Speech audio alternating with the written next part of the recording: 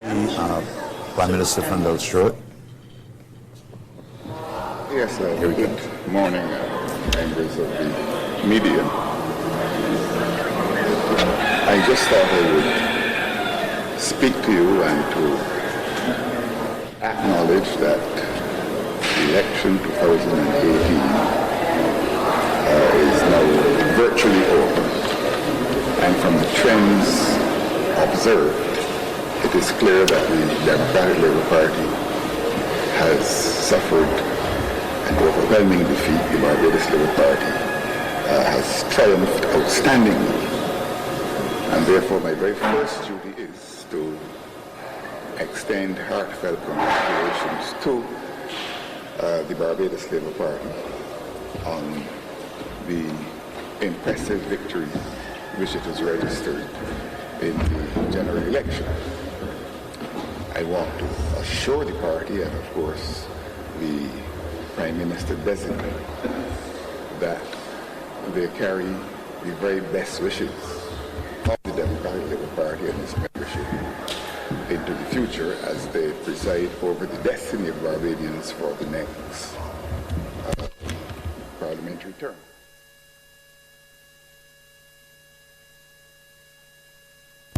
Requires me to also commiserate with the fallen in the Democratic Labour Party.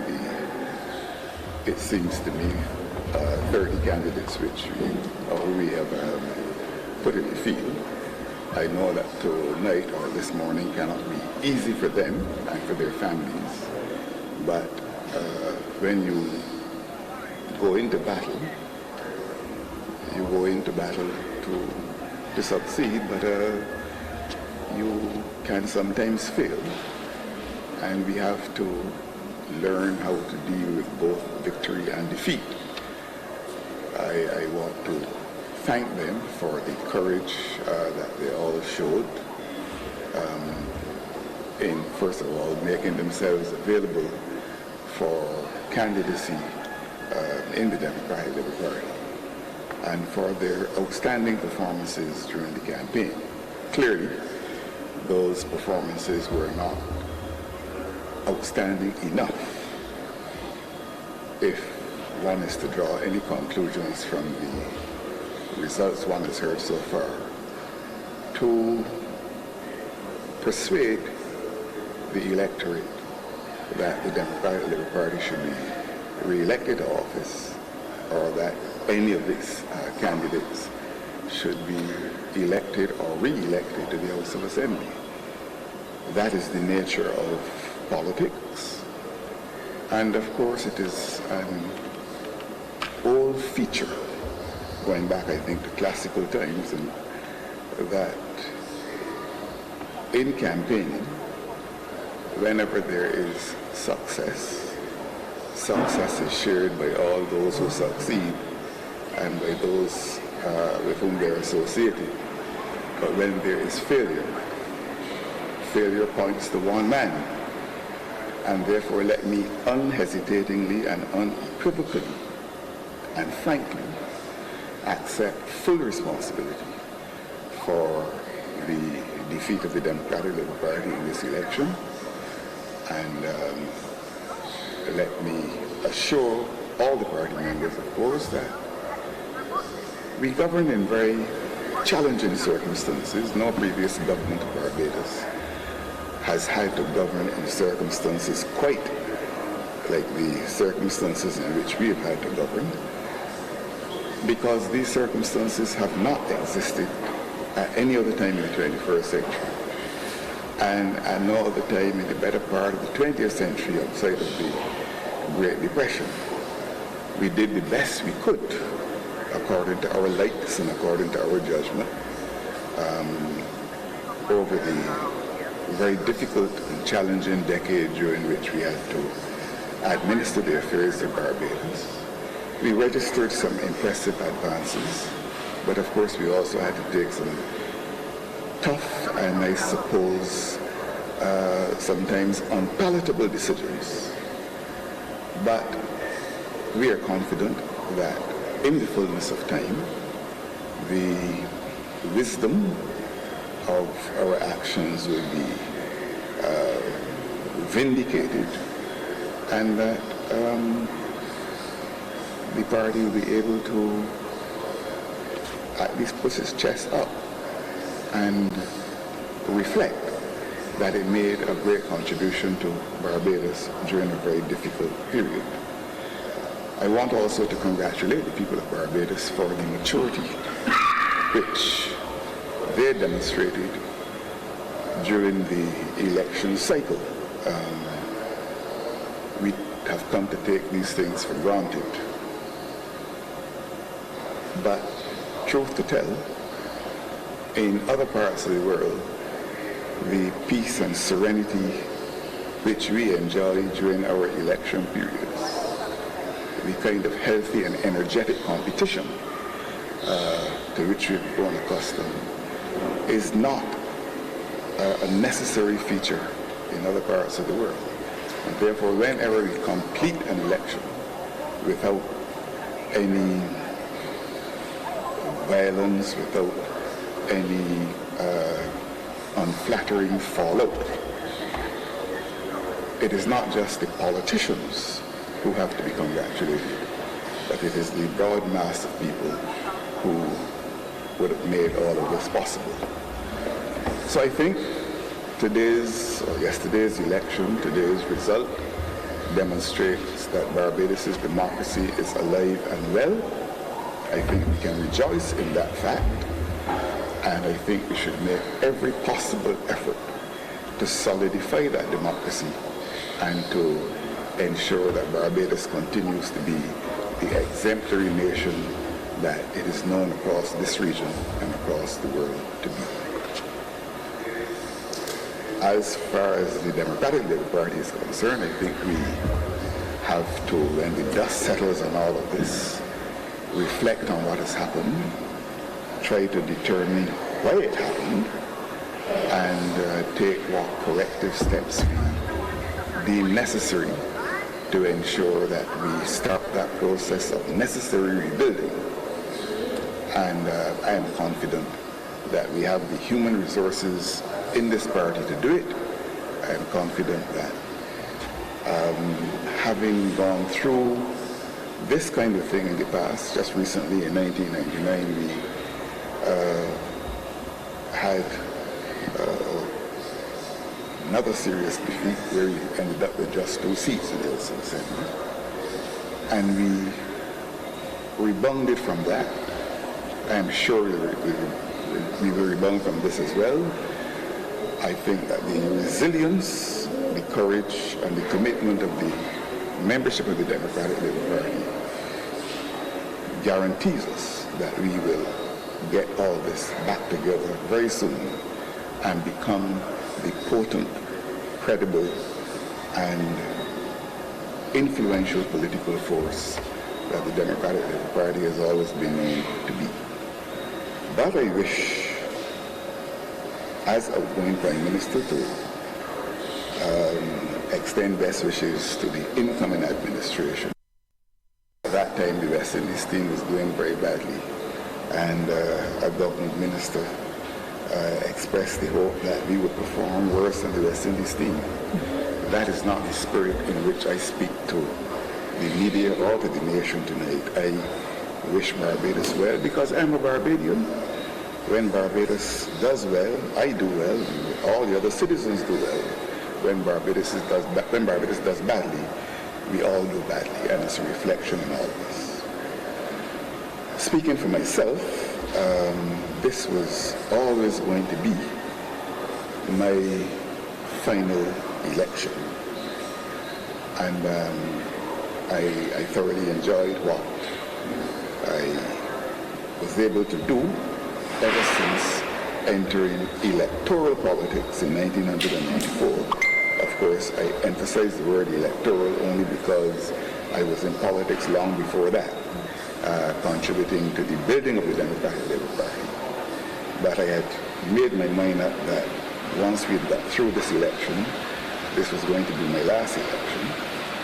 And I do not think that the events arising out of this election will have done anything to change that. But I will be available to the party that has done so much for Barbados and done so much for me to participate in that rebuilding process and to ensure that the very high standards to which we have always subscribed continue to be adhered to, and that we can continue to raise this country's gaze to horizons hitherto unimaginable. So thanks once again to all Barbadians for the loyalty, commitment, support, and certainly the civility and courtesy extended to me as Prime Minister, the 7th Prime Minister, over the last 7 years and 7 months. And I confess that the courtesies extended to me have placed me everlastingly in the debt of all Barbadians. I couldn't have asked for more cooperation, couldn't have asked for more civility, couldn't have asked for more charm of manner. And these are things that I don't take for granted, and therefore when extended as bountifully as they were with Barbadians, I feel obliged to comment on it and to thank them for what they have done. I am optimistic about the future of Barbados. I do not subscribe to the politics of alarm, the politics of distress, the politics of despondency. I think that countries go through ups and downs, as human beings go through ups and downs, but that is the stuff of which life is made. And I am optimistic that Barbados will rebound to the extent that it needs to rebound from present challenges, and that we will continue to be a great nation. And of course, any contribution I can make to that process, I stand ready to make. But I'm thankful, and I want once again to congratulate the Barbados Labour Party on an outstanding victory, and to repeat that the party carries with it my very best personal wishes. Mr. Stuart, this result from your own government is unprecedented. In your early thoughts, what would you put it down to? What are you thinking would have contributed to that? I am reluctant to get into a discussion of that kind so early in the day, if you'll forgive me. I think that it requires sitting down, reflecting, analyzing, and so on. It is true that over the last few years, Barbados, the government of Barbados has had to make some tough decisions which may not have been, as I said earlier, as palatable to people as they would have liked them to be. But, like doctor's medicine, sometimes the worst tasting medicine is the medicine that brings about the cures that you need. So I think that there was some hurt in the society in respect of some of the decisions that had to be made, but I don't, quite frankly, second guess myself or second guess the government on any of those decisions, because I think the decisions were necessary. Politics has always been about the making of choices. And when we looked at the choices, when we looked through our own lenses and looked at the choices, we thought we made the best choices in all the circumstances. When you make choices, you have to make peace with any consequences that flow from those choices. And that is something that I am never afraid to do in my personal life. I'm never reluctant to do in my public life. But I do think that that could be one of the reasons that help to explain this result. You said, Mr. Stuart, this is your last election. Does that also mean that you're stepping aside from leadership of the party, and where that is concerned, any thoughts on who would possibly take up the leadership and how the party would go forward?